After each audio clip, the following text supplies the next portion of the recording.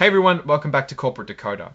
Today we're diving into Lifesciences' latest filing, and things are, shall we say, undergoing some radical changes because this report includes a potential merger, reverse stock splits, and an asset sale. Let's unravel this tangled web before we get started. If you appreciate getting straight insights from corporate documents, make sure you're subscribed and definitely check out the Discord community linked in the description below to connect with other finance enthusiasts. So what's the big picture?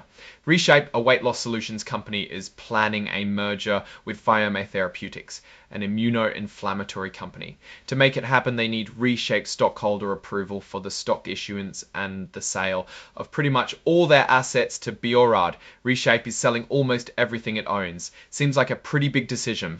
There are actually 6 proposals ReShape stockholders are voting on. The big ones are about issuing stock for the merger and approving the asset sale. Others include a reverse stock split and non-binding votes about executive compensation and meeting adjournment if they need more votes. The deal is structured so that Viome stockholders could own between 88 to 23.1% of the combined company after the merger, but there's a catch.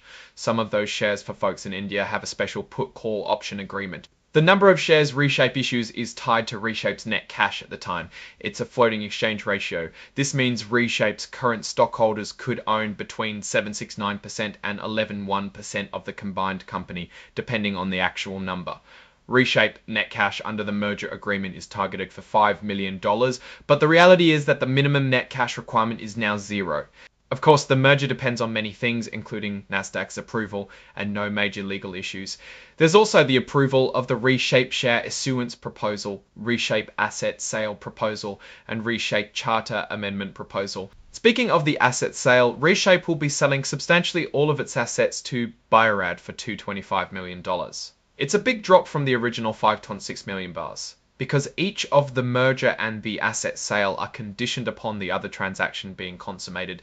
Neither transaction may be completed if the proposals required for the consummation of both transactions are not approved. Now, who will be running the show after the merger? Viome gets to pick 6 of the 7 board members. The current executive leadership team at Viome is expected to continue to serve in their same roles, but at the combined company after the consummation of the merger. ReShape isn't really left with much in the combined company. What about a financial opinion? Maxim, ReShape's financial advisor, thinks the exchange ratio is fair to ReShape stockholders, but keep in mind Maxim's opinion is based on information available in July 2024. A lot can change. To help you digest all this, here's a quick summary of the risk factors. Pay close attention, this is the stuff that could really make or break the deal. One major risk is they might not get stockholder approval to do the deal.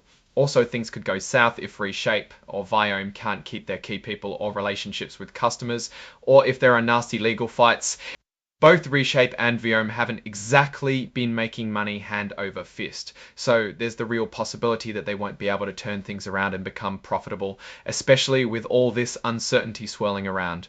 With the exchange ratio being floating and dependent on the actual net cash of ReShape at the determination date, we have a huge risk. The number and potential price of the shares could vary significantly, and that could potentially affect existing stockholders. Shares of ReShape common stock are currently listed on the Nasdaq Capital Market under the symbol RSLS. The ReShape board is urging you to vote for the stock issuance and asset sale and for the reverse stock split. Let's take a quick detour to discuss what Viome does. Viome is a clinical stage specialty pharmaceutical company working to treat immuno-inflammatory diseases, including rare indications of unmet need with next-generation therapeutic solutions. Its portfolio of therapeutic assets are identified and developed to address validated targets with novel formulations for site-targeted applications. Viome is based in Cambridge, Massachusetts. There is a conflict of interest because certain of the combined company's proposed directors and executive officers also work with other companies and organizations, and such other positions may create conflicts of interest in the future. What's the financial picture looking like for ReShape?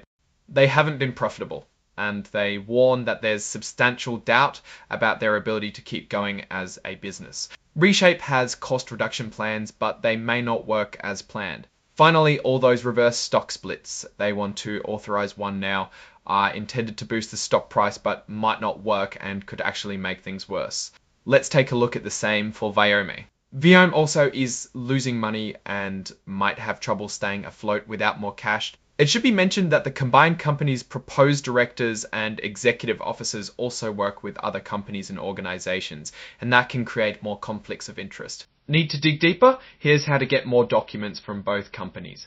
To summarize what's going on. ReShape is essentially being taken over by Viome in a reverse merger. ReShape stockholders will see their ownership shrink significantly, and the company's direction will shift towards Viome's focus. ReShape gets rid of its assets.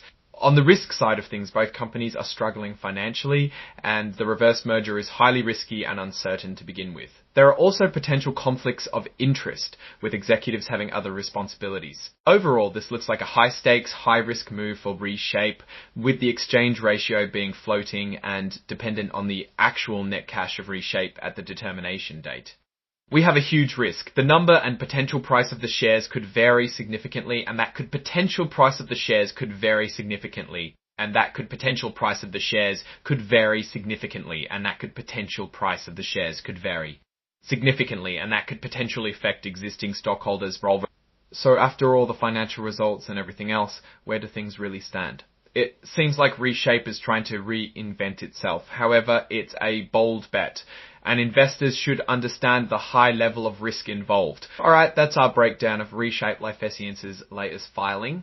What's your take on these numbers and what they signal for the company's future? Drop your thoughts in the comments. If this analysis was valuable, hitting that like button really helps, and subscribe for more deep dives. Don't forget to check out the Discord in the description. Thanks for watching. See you next time.